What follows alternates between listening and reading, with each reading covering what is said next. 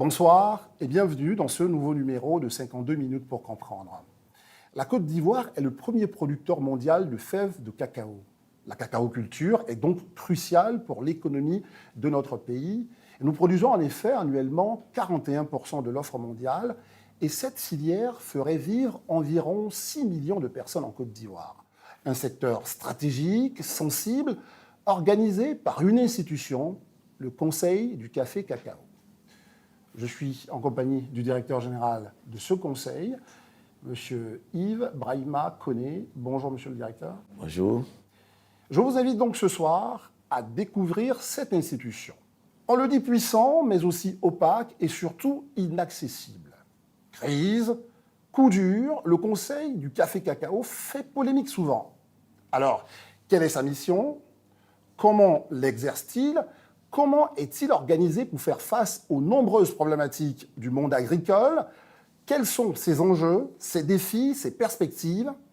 52 minutes pour comprendre vous plonge ce soir au cœur du Conseil du café cacao, une institution critiquée, incomprise, secrète. Un document exclusif réalisé par les équipes de Soprada.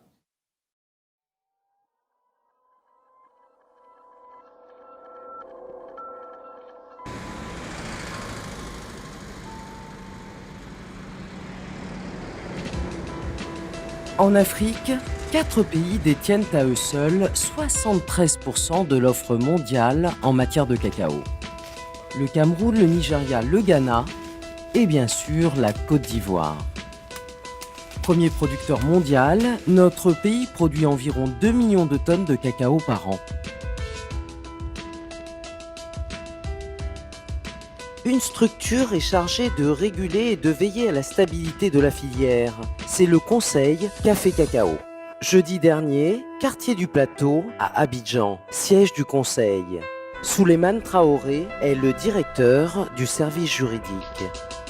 Un service stratégique dans le Conseil Café Cacao. Chaque semaine, ses équipes et lui-même font le point sur les contentieux. Donc, M. Koné, on vous écoute. Dans ce dossier, il s'agit en fait d'un opérateur qui a porté plainte et qui a sollicité en fait l'arbitrage du Conseil du café cacao pour non-paiement du prix de la vente.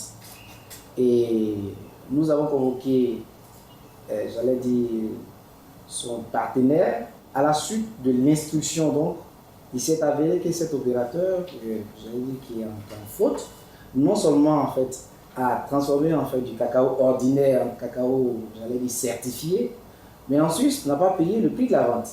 Vous savez très bien que le slogan du Conseil du café cacao, c'est le Conseil du café cacao au service des producteurs. Donc, nous défendons en fait les intérêts des producteurs et par ricochet, j'allais dire, les intérêts de leurs organisations de rattachement. Donc, c'est dans ce cadre-là que nous avons estimé que il s'agissait d'un manquement grave en fait aux règles de commercialisation du café et du cacao. Ce matin même, je crois que mes collaborateurs ont transmis le courrier à l'opérateur en question. Et donc, séance tenante, nous allons transmettre la notification aux différentes directions concernées en interne à l'effet de suspendre son compte. Un producteur a saisi le service pour un litige. Il a vendu 119 tonnes de cacao à un acheteur et n'a pas été payé depuis 1 an. Des cas comme celui-ci, le service juridique en traiterait une trentaine par an. Quels sont les rôles, les missions de votre service? La filière café cacao, c'est tout un environnement. L'État de Côte d'Ivoire a mis en place, c'est-à-dire un dispositif réglementaire, légal et réglementaire, pour régir la filière, de sorte que les acteurs puissent travailler sainement. Un des éléments importants sur lesquels on s'appuie, c'est les agréments. C'est-à-dire que quelque part, c'est la porte d'entrée pour exercer de la filière. Donc, pour exercer de la filière, il y a une porte d'entrée où le Conseil du café cacao veille à ce que les acteurs qui veulent opérer dans la filière puissent respecter des conditions qui sont fixées par les lois et règlements. Donc nos services participent à la sélection des opérateurs qui exercent dans la filière café cacao. Donc dès l'entame, dès le début, en amont, nous procédons à une sorte de tamissage, de sorte que ceux qui entrent dans la filière soient, des structures, soit des personnes morales viables et sérieuses. Les missions du Conseil Café Cacao sont nombreuses, placées sous la tutelle du ministère de l'Économie et des Finances et le ministère de l'Agriculture. Le Conseil du Café Cacao a pour mission la régulation de la filière ainsi que sa stabilisation et son développement. Colombe Zanlou Kanga est contrôleur. Son rôle est de veiller à la qualité et au respect du prix Borchamp garanti aux producteurs par l'État de Côte d'Ivoire. Bonjour bébé. Voilà. Bon. Aujourd'hui. Bon, bébé. Nous sommes pris par le temps, on va faire vite aujourd'hui. Je pense qu'on va aller dans le village de Thomasé. Oui, Thomasé. Faire une visite au producteur là-bas pour la vérification des prix. Ok. Et puis, leur prodiguer quelques conseils. Ok. On a leurs documents, les reçus de vérification, les registres et puis les documents à renseigner. Durant les campagnes de cacao, Colombe enchaîne les visites sur le terrain. Cette direction régionale couvre 6 villes proches d'Abidjan. 16 agents se partagent l'activité à raison de 5 visites par jour durant 6 mois. On va rencontrer un producteur dans le cadre de notre travail pour la vérification des prix, du respect du prix du cacao, et puis voir un peu comment est-ce qu'il se comporte dans son champ, comment est-ce qu'il met en pratique les conseils qu'on lui a déjà prodigués, et s'il y a d'éventuels conseils à donner sur les bonnes pratiques agricoles. Bon, là, c'est un contrôle inopiné. Souvent, on les surprend pour voir un peu comment est-ce qu'il se comporte sur le terrain là-bas. Direction le village de Thomasé. Objectif, vérifier la qualité du cacao de ce producteur ainsi que son prix de vente. Pour la campagne 2018-2019, le prix du kilogramme de fèves de cacao est fixé à 750 francs. Mais certains acheteurs continuent à tordre le bras des producteurs, voire même les escroquer. Tu vas capoter ça quand? Samedi. Samedi. Bon, Tu fais ça où la fermentation? il y a un campement là-bas, il fait ça là-bas. Ah, vous transportez pour envoyer là-bas. Mais pourquoi est-ce que vous ne faites pas la fermentation dans Bon, ici, là, les c'est champs? trop proche avec le goudron. Si tu fais ça, si tu ne dois pas ici, là. Ah, tu as peur qu'on ne vienne te voler. Voilà. Mais ta fermentation, là, tu l'as fait pendant combien de jours? Bon, comme il y a cela actuellement, on fait 6 jours. 7e jour, on arrête une semaine. En tout cas, ton champ produit. Les cabosses là sont bien grosses. Ils achètent ça combien? 750. 750. Si le Conseil insiste sur le prix de vente, c'est que depuis 2016, le marché du cacao est en pleine crise. Pour mieux comprendre, il faut savoir qu'entre 2012 et 2016, le prix de vente du cacao était en croissance constante.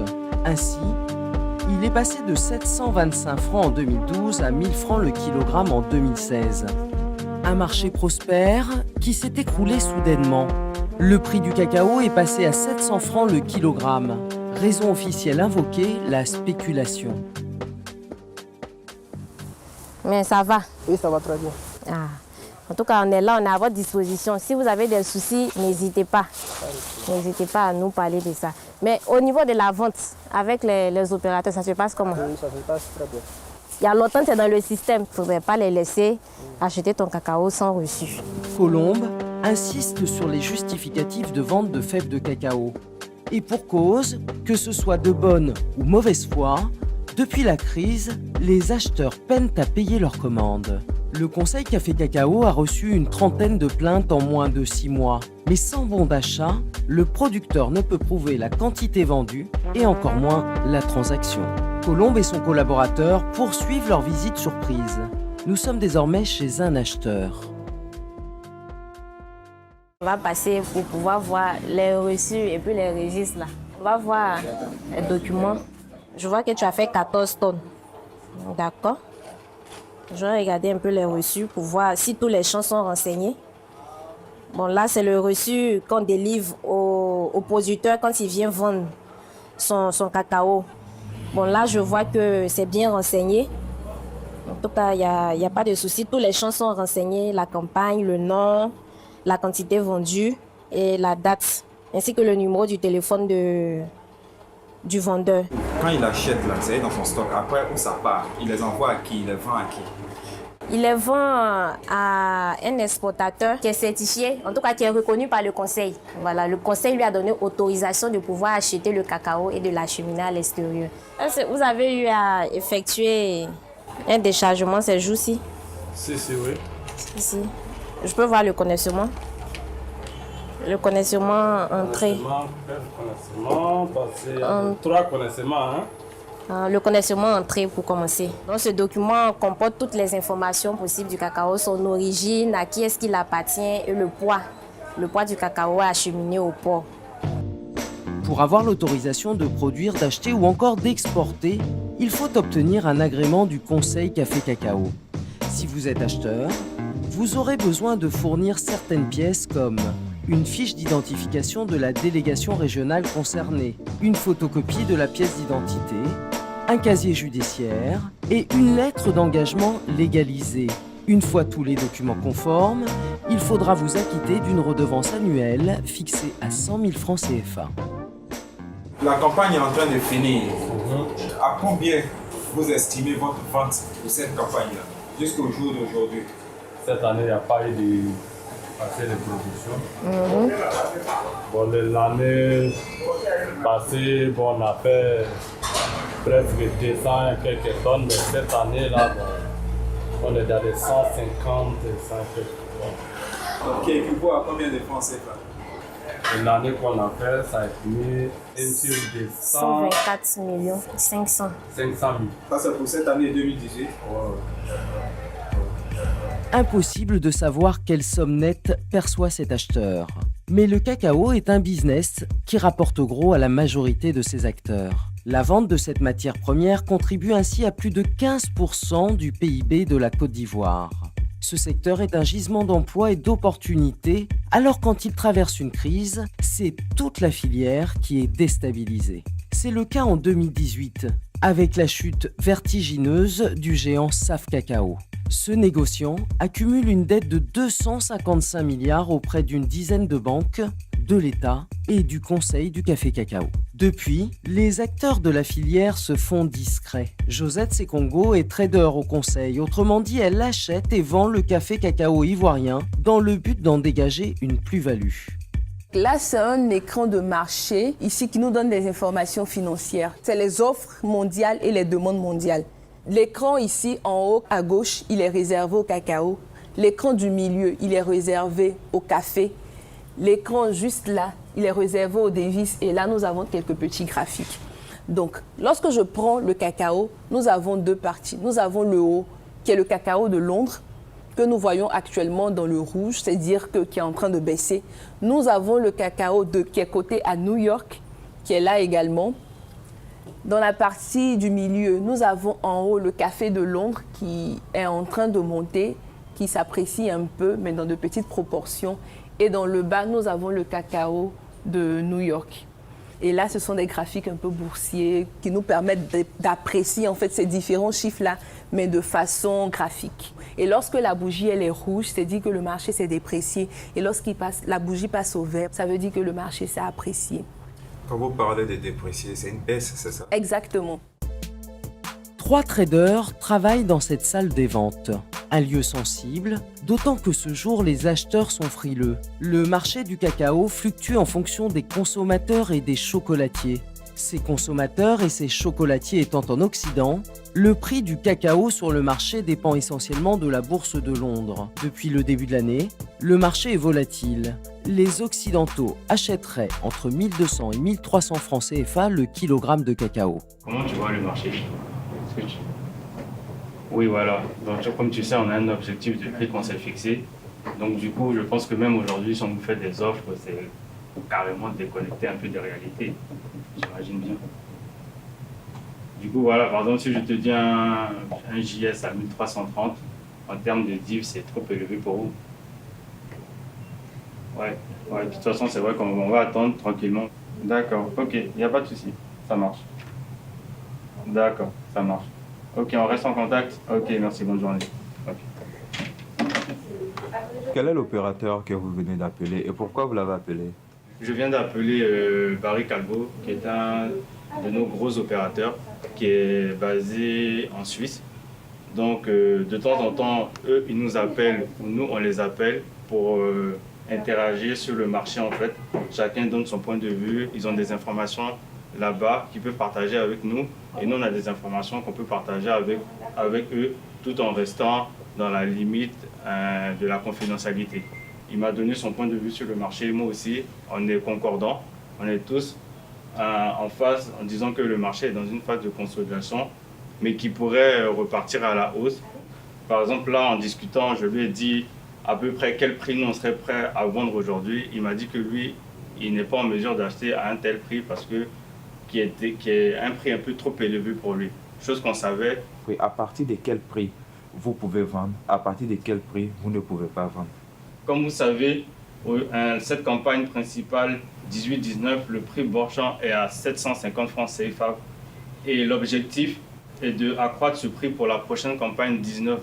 Donc, toutes nos ventes sont faites en ce sens à ce que la prochaine campagne, c'est-à-dire 19-20, on annonce un prix aux producteurs supérieur à 750. Par exemple, aujourd'hui, quand on regarde le marché, on a un prix environ à... on a un prix environ à 1300 francs sur la période avril, mai, juin 2018.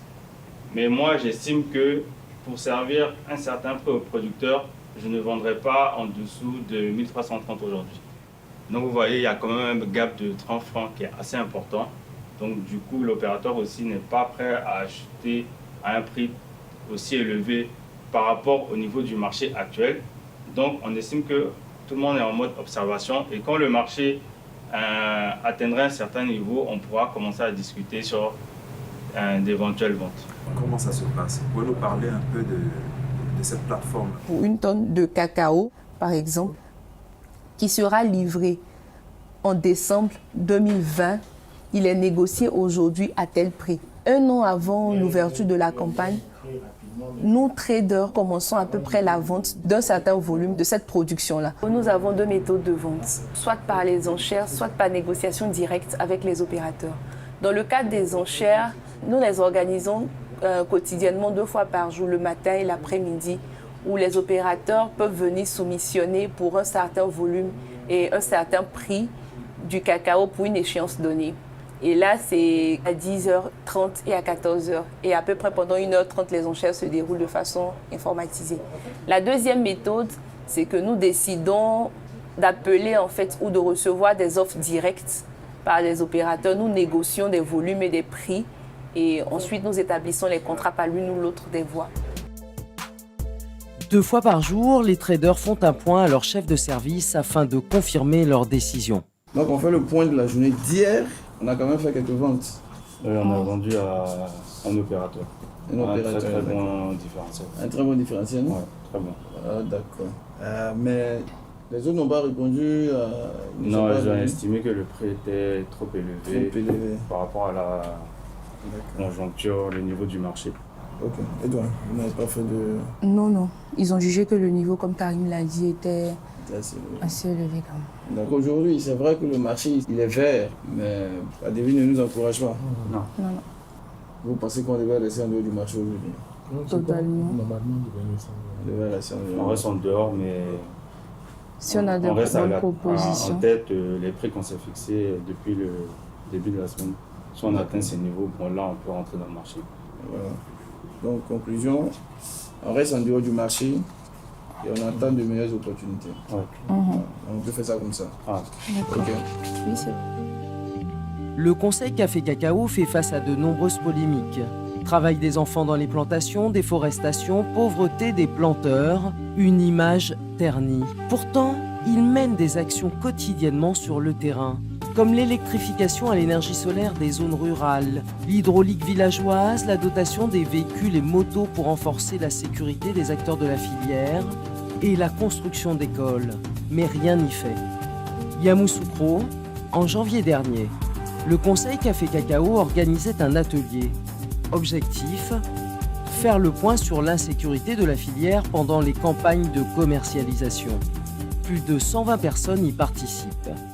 De 2011 à 2018, c'est un total de 516 cas d'agression d'opérateurs du bord-champ qui ont été recensés à travers les délégations régionales du Conseil du café cacao, soit 65 cas d'agression en moyenne sur chaque campagne. 48 personnes ont trouvé la mort, soit une moyenne de 6 personnes tuées par campagne. Et sur cette même période, le préjudice financier subi par les opérateurs du bord-champ s'élève à 8,7 milliards de francs CFA, soit en moyenne 1,89 milliard par campagne. Les zones les plus touchées sont Soubré, Duékoué, Gagnoa, Mans et San Pedro. 48 morts en 2018, de quoi mettre en colère les acteurs du secteur. On tue nos pisteurs, ça fait que nous-mêmes on a peur d'aller en brousse. On tue nos délégués. Un délégué, même quand tu lui donnes l'argent, même quand tu donnes l'argent à quelqu'un pour partir dans une section, tu n'es pas tranquille. L'un des représentants de ma fédération d'Aboissou qui a été tué dans le mois de novembre.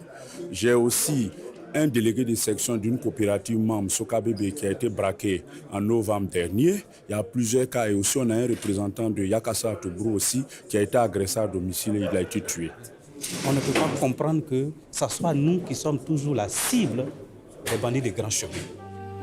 Pour finir cette rencontre, le directeur général du Conseil Café Cacao tient à rassurer les opérateurs du secteur. Il apparaît impérieux de réviser les stratégies de lutte afin de réduire significativement cette insécurité grandissante.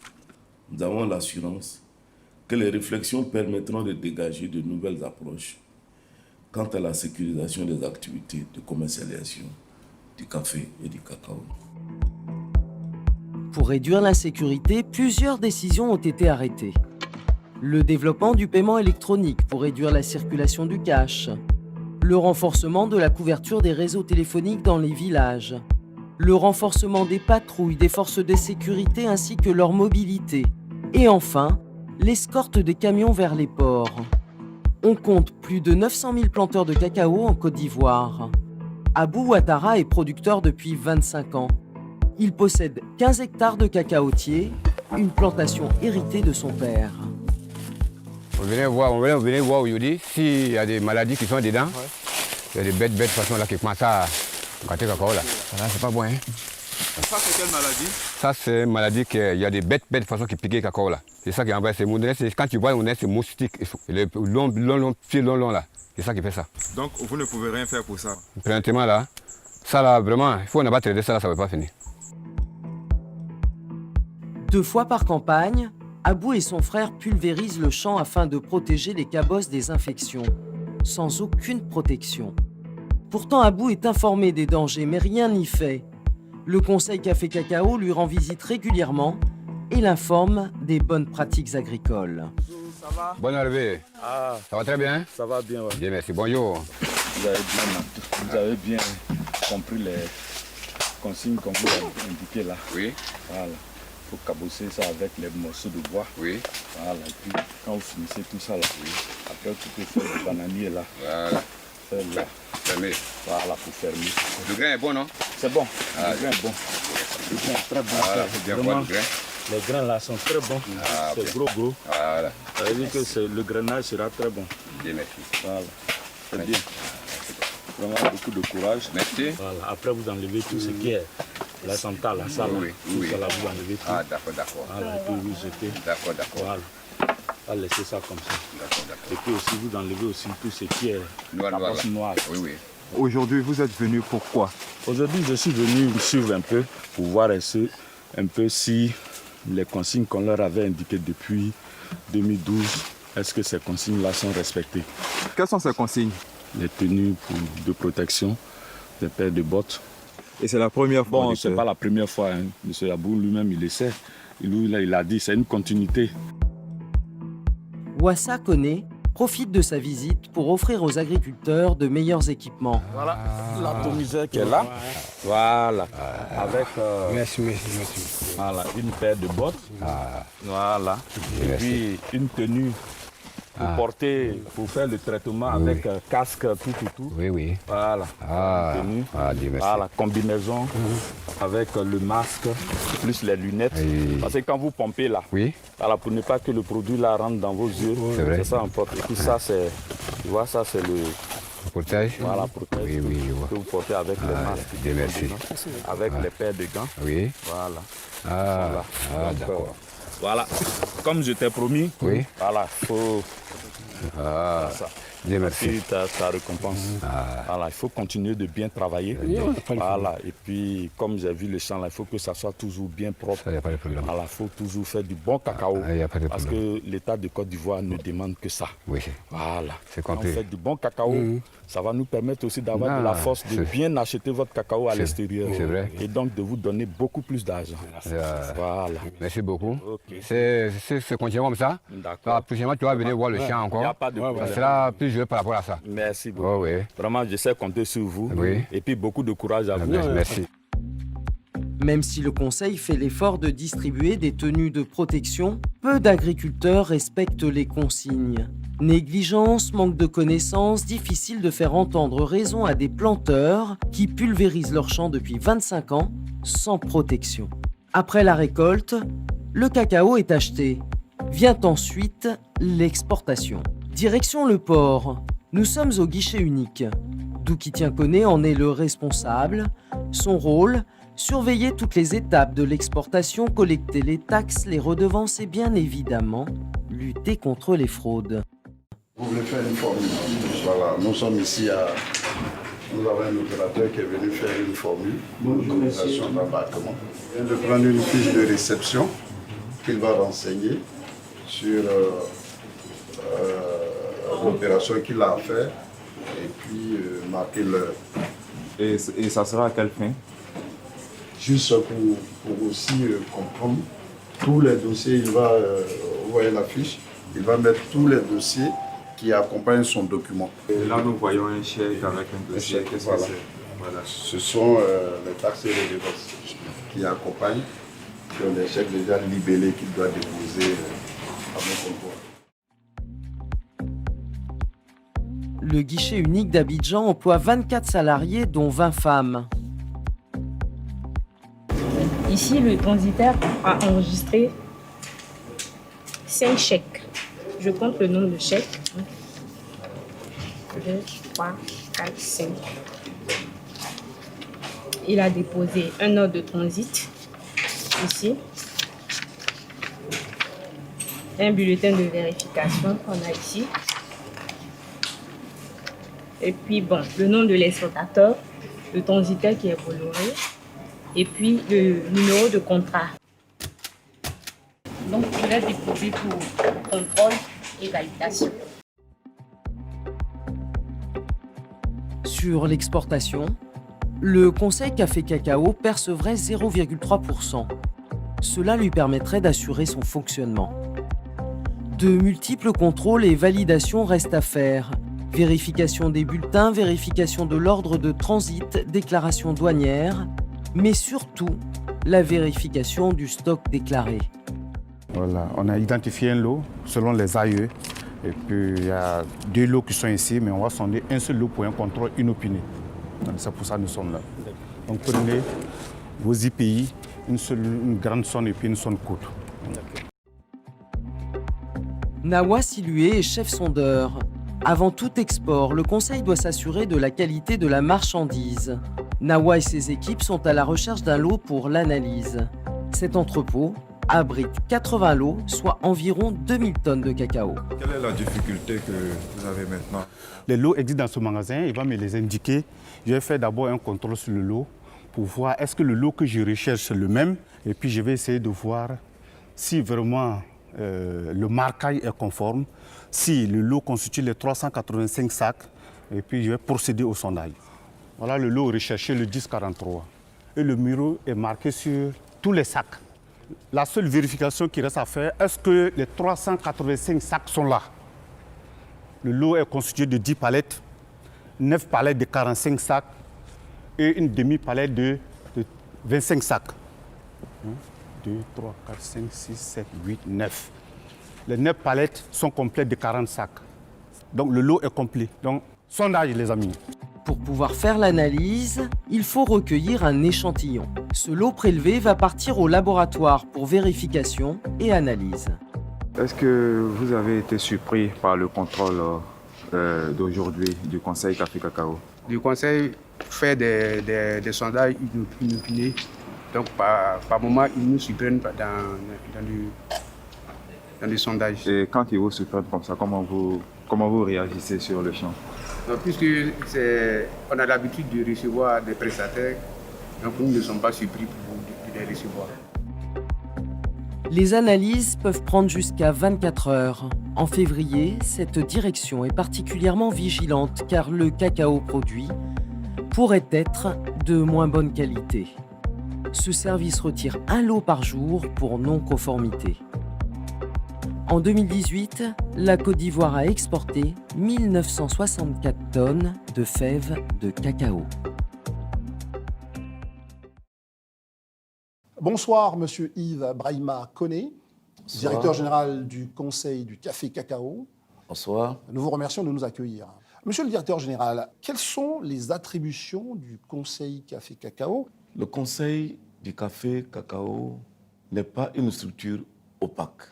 C'est la nature de nos activités qui fait que nous ne nous découvrons pas souvent au monde.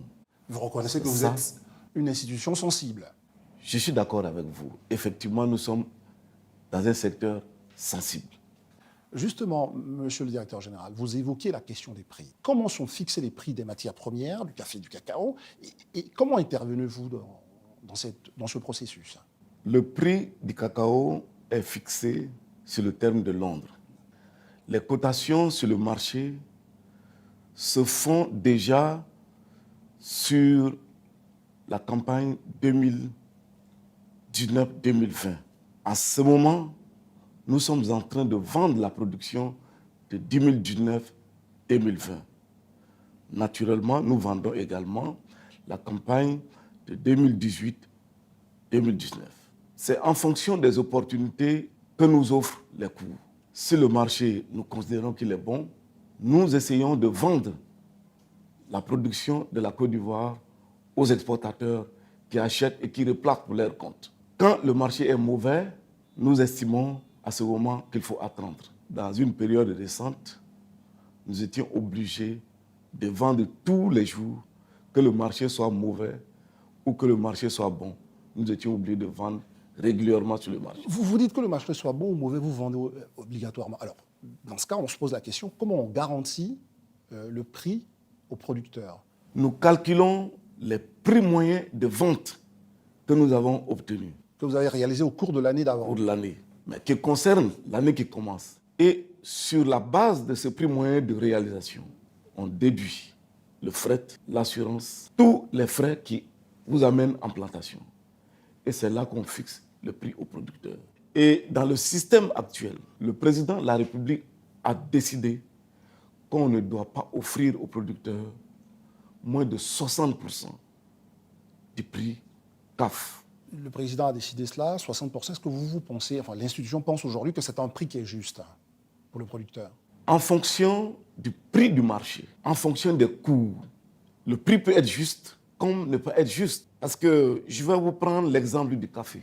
Cette année, les cours du café sont très bas. Et quand nous faisons le calcul, en fonction de nos prix moyens de réalisation, nous devons offrir aux producteurs 530 francs par kilo bord champ.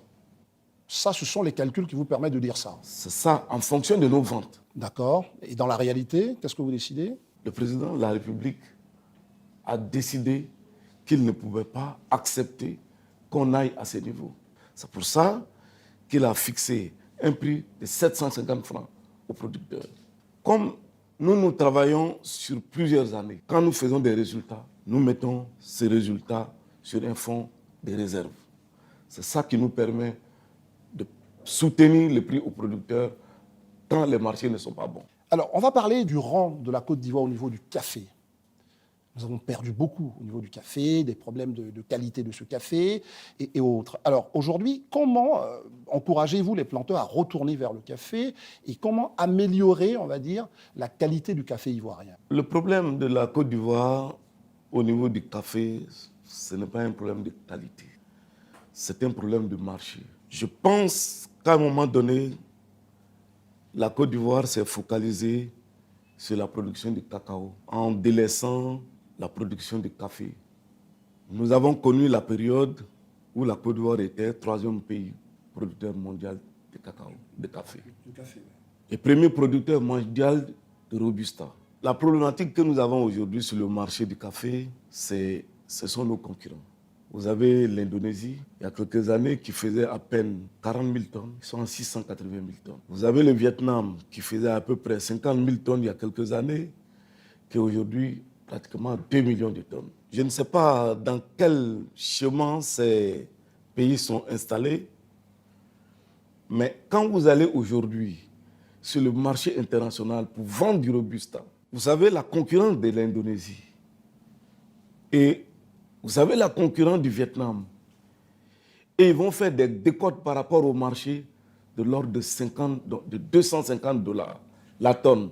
Ça fait à peu près 140 francs de décotes que vous êtes obligé de faire sur le marché pour pouvoir vendre votre produit.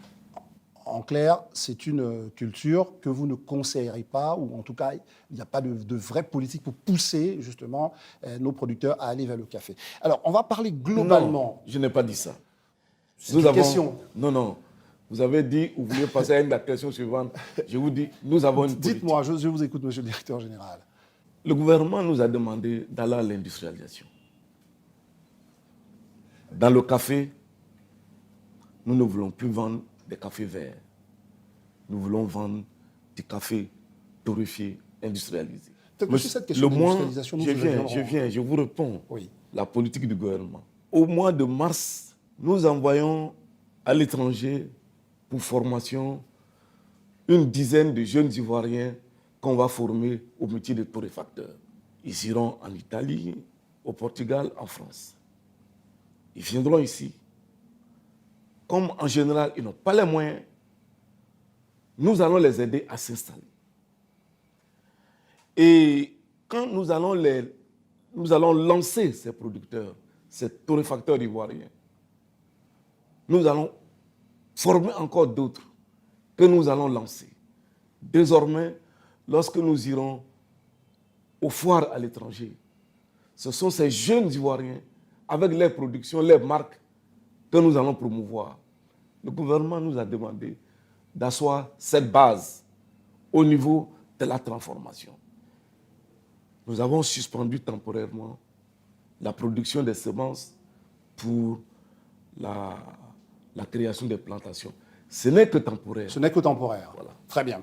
Dans votre domaine du café-cacao, c'est qui au fond les spéculateurs et qu'est-ce qu'ils font? Quel est leur rôle dans tout ce processus-là de vente du cacao et du café? Normalement, le marché devait être régulé en fonction de l'offre et la demande. Nous avons constaté que les cours n'obéissent plus aux fondamentaux du marché. Vous avez les fonds spéculatifs qui achètent et qui revendent pour faire des profits. Ils ne s'adressent pas au physique. Ils sont sur le marché et ils le font. Depuis le 1er octobre 2018 jusqu'en janvier, le Conseil n'a pas vendu un seul kilo de cacao.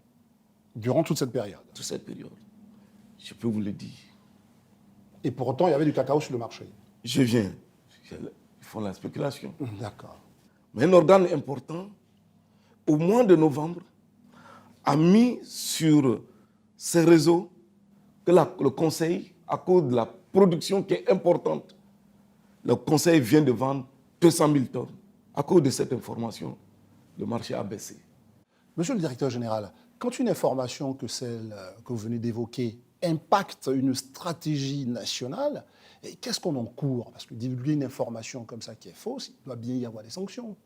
On les connaît, on essaye de parler avec eux, mais apparemment ils servent d'autres intérêts.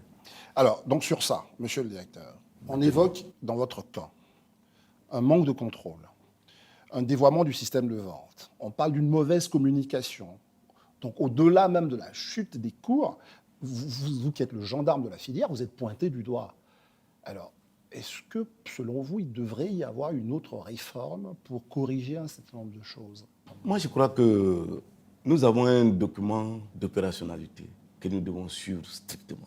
Il y a eu quelques problèmes, je dis même des problèmes majeurs en 2016, parce que simplement, je considère que le document d'opérationnalité, suivant lequel nous travaillons, n'a pas été respecté. Qui n'a pas respecté? Des exportateurs, des acheteurs sur place. On va peut-être évoquer aussi le cas de SAF Cacao. On y reviendra. Je vous laisse finir. Vous savez, le mécanisme de vente, comme je vous ai dit, il est très complexe. Oui. Lorsque nous faisons les ventes, on dit, vous avez des contrats sur janvier, février, mars. La campagne commence par octobre, novembre, décembre. Lorsque vous devez embarquer des produits, c'est-à-dire exécuter le contrat sur octobre, novembre, décembre, que vous n'avez pas respecté, vous devez, avec autorisation du conseil, exporter sur janvier, février, mars. À la fin du mois de mars, si vous n'avez pas exporté, on vous arrête dans le système. Vous ne pouvez plus avoir de contrat avec le conseil et on vous envoie des pénalités pour payer et on doit vous obliger à exécuter vos contrats. Est-ce qu'on vous retire l'agrément? C'est juste des pénalités. Si on retire l'agrément, vous ne pouvez pas exécuter les contrats que vous n'avez pas réalisés. On vous engage donc dans un processus, on vous envoie des factures, des pénalités, et puis on vous poursuit. Monsieur le directeur général, cette crise liée au défaut de SAF Cacao, 11 banques, l'État lui-même, le Conseil du café cacao, sur l'ensemble de tous ces acteurs, il y a eu de grosses responsabilités. Moi, je ne fais que le constat. Je sais que nous sommes en partie responsables. Les banques aussi. Et l'opérateur lui-même, nous ne voulons pas que les gens spéculent. L'opérateur concerné avait créé une société à Genève. Quand il achète avec nous, il se vend à lui-même et puis il attend pour que le marché monte pour faire des profits. Je vais m'interroger sur la mandature précédente. Le Conseil, avant que vous n'arriviez, il y a 18 mois, ne s'était pas rendu compte de cela. En 2015-2016, SAF Cacao était, comme on l'appelle, en défaut d'embarquement. C'est ce qu'on appelle, ils n'ont pas respecté leur contrat. 16 000 tonnes. Normalement, on devait les arrêter immédiatement dans le système. Mais le Conseil a continué avec eux. 16, 17, ils ont cumulé 94 000 tonnes. On ne les a pas arrêtés dans le système. On leur a permis d'aller sur le marché. On a fait des contrats avec eux sur la 17-18 pour 150 000 tonnes. Vous voyez comment la crise est arrivée. En fait, vous avez donné beaucoup de chance à cette compagnie pour se reprendre. Nous n'étions pas là. Nous sommes arrivés au moment où les 150 000 tonnes de contrats avaient été déjà réalisés. Et nous avons arrêté les ventes avec SAF Cacao. Nous leur avons demandé d'exécuter les contrats qu'ils ont avec le Conseil. SAF Cacao, c'est d'énormes passifs au détriment des banques, de l'État, du Conseil Café Cacao, plus de 250 milliards de pertes dans cette affaire. Vous nous avez expliqué les responsabilités, le Conseil a eu sa part. Alors concrètement, comment aujourd'hui cette liquidation a pu se faire et qu'est-ce qu'il en reste? On parle d'une usine même que vous auriez obtenue à la suite de cette opération de liquidation. Qu'en est-il exactement de la liquidation de SAF Cacao? Nous avons donc porté plainte contre ce groupe qui devait beaucoup d'argent au Conseil. Je ne savais pas ce qu'il devait aux banques. Moi, je défends les intérêts du Conseil. Il devait, quand j'ai fait le point, 82 milliards au Conseil, 25 milliards au Trésor public. J'ai donc porté plainte pour récupérer l'argent qui nous revenait. Et quand on a demandé aux banques de produire, le liquidateur a demandé aux banques de produire leurs créances, les banques ont produit des créances jusqu'à hauteur de 160 milliards. Voilà ce que je peux vous dire. Maintenant, il faut chercher un repreneur pour éviter de faire de la casse. Si on veut faire une liquidation Total, tout le monde était perdant. Le liquidateur a cherché une solution qui arrange. Est-ce que cette solution-là, avec un nouveau repreneur, la SACC, ce repreneur, sans oublier tout ce qui a été mis en place, vous, ce que vous gagnez dans cette opération, est-ce que tout cela est satisfaisant pour le conseil? C'est le moindre mal. Nous, en tant que conseil, nous avons récupéré l'usine. Ceci nous permet de couvrir une partie de nos dettes. Mais et puis l'usine va travailler, l'usine va continuer à nous donner de l'argent. Cette usine nous rappelle un projet au moment de la libéralisation avec une usine qu'on avait cherché à acquérir à Fulton. Vous vous rappelez de ce dossier? Alors, est-ce qu'on ne va pas vers le même modèle? Est-ce que c'est le rôle du conseil d'être propriétaire d'une usine? Vous savez, les acteurs ne sont pas les mêmes et les objectifs ne sont pas les mêmes. D'abord, le lieu n'est pas le même. L'usine est en Côte d'Ivoire. L'usine est en Côte d'Ivoire. Je peux vous affirmer que l'usine va démarrer d'ici le 1er juillet 2019. Nous savons que la société SACC, qui reprend la partie commerciale, doit nous rembourser 42 milliards. La question qu'on se pose, est-ce que les banques n'ont pas perdu de la confiance dans les exportateurs locaux? Parce que c'était le cas de Safka, un importateur important. À ce moment-là, qu'est-ce que vous faites pour rassurer les banques et leur dire qu'il y a des exportateurs locaux qui sont fiables, en qui ils peuvent faire confiance et à qui ils peuvent faire des avancements? Les banques ne comprennent pas le système de la commercialisation qu'elles financent. Pour l'instant, il y a 2 banques qui nous ont demandé de leur faire parvenir des gens pour aller les former, pour qu'ils comprennent bien le système de la commercialisation. Si vous ne comprenez pas, c'est difficile de financer. Ça, vous auriez pu le faire depuis, enfin, on me dirait. Nous sommes des conseils. Oui. Si la banque ne nous demande pas, c'est des privés, on ne peut pas leur imposer de venir leur enseigner un mécanisme peut-être qu'ils comprenaient le mécanisme. C'est maintenant, ils avouent qu'ils ne connaissent pas le mécanisme. Nous avons conseillé aux banques d'étroite collaboration avec nous. Lorsqu'un opérateur a un risque, les banques doivent être informées. Et on va se rapprocher à partir de maintenant. Sur la base de vos réponses, doit-on comprendre que la crise, de ce point de vue, est définitivement derrière nous?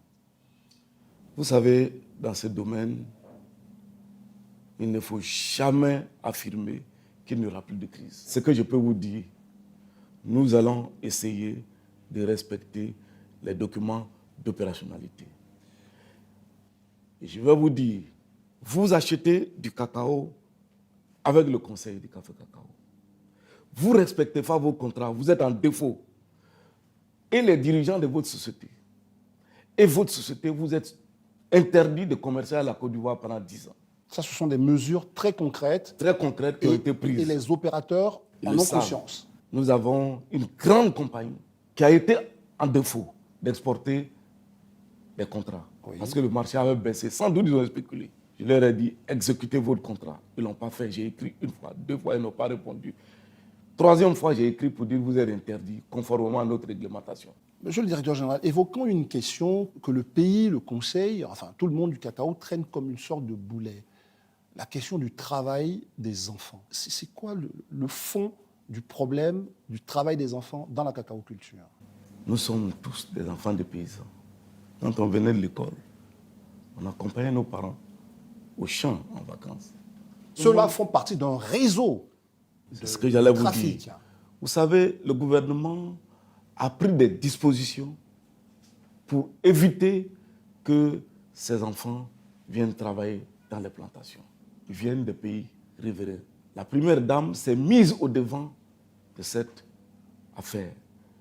Et elle a essayé de mieux présenter ce problème en Occident auprès des grands consommateurs pour leur expliquer les efforts que la Côte d'Ivoire faisait dans ce domaine. Je pense que ceci va se poursuivre. Monsieur le directeur général, vous l'avez suffisamment rappelé dans cette interview, les enjeux sont énormes autour du Conseil du café cacao. Alors, dites-moi, les défis et les perspectives que vous avez justement dans votre vision sont lesquels? Le Ghana et la Côte d'Ivoire font à eux seuls 60% de la production mondiale. Il est difficile de penser qu'avec 60%, nous ne puissions pas agir sur le marché international et sur les prix. C'est pour ça que nous sommes rapprochés. Pour travailler ensemble dans le domaine de la recherche agronomique, pour travailler ensemble dans le domaine de la promotion de la consommation. Parce que pour vendre aux autres, il faut que nous-mêmes nous puissions consommer. Donc, nous allons essayer de promouvoir la consommation dans nos pays, dans la région, et puis surtout vers les pays émergents. Nous allons essayer de définir, les travaux sont avancés, une norme pour le cacao pour l'Ouest africain, le Ghana et la Côte d'Ivoire. Nous sommes en train de travailler sur une norme commune. Nous ne souhaitons pas que ce soit les consommateurs qui définissent la norme qu'on nous impose. Nous sommes en train de travailler sur une norme commune. Et puis, il y a les questions de maladies qui menacent les vergers, le soleil shoot, sur lesquels nous travaillons ensemble. Et pour la préservation, comme les gens aiment à le dire, on parle de la durabilité. Pour que les producteurs aient la volonté qu'ils soient encouragés à produire, il faut qu'ils soient suffisamment rémunérés. C'est ça qui va assurer la durabilité. Parce que quand les grandes sociétés multinationales viennent ici, c'est pour nous parler de productivité, ils parlent de durabilité. La durabilité, c'est d'abord le producteur. S'il n'est pas satisfait, il va arrêter de produire. Nous avons décidé de travailler sur la définition d'un prix plancher. Le Ghana et nous sommes arrivés à définir un prix plancher. Les chiffres sont déjà... Les chiffres sont connus. connus. Comme nous n'avons pas communiqué à nos chefs d'État, je préfère ne pas communiquer là-dessus. Nous irons ensuite rencontrer les associations de chocolatiers en Europe, aux États-Unis, puis en Asie, pour leur dire que nous ne faisons pas cette démarche contre eux. Nous voulons qu'on fasse une démarche consensuelle, qu'ils comprennent que si les producteurs continuent d'avoir la part congrue, ça ne peut pas marcher. Si le producteur n'est pas suffisamment rémunéré, ce n'est pas possible qu'il continue de produire du cacao. Merci, monsieur le directeur général Yves Brahima Koné, directeur général du Conseil du Café Cacao. Merci d'avoir répondu à notre invitation, mais surtout, merci d'avoir répondu avec franchise à toutes nos questions. Merci à toutes les équipes de Soprod qui m'ont accompagné dans la préparation de cette émission. J'espère qu'elle vous aura permis de mieux comprendre le rôle et l'importance du Conseil du Café Cacao dans ce secteur très stratégique pour la Côte d'Ivoire. Bonne fin de soirée à vous sur RTI 1.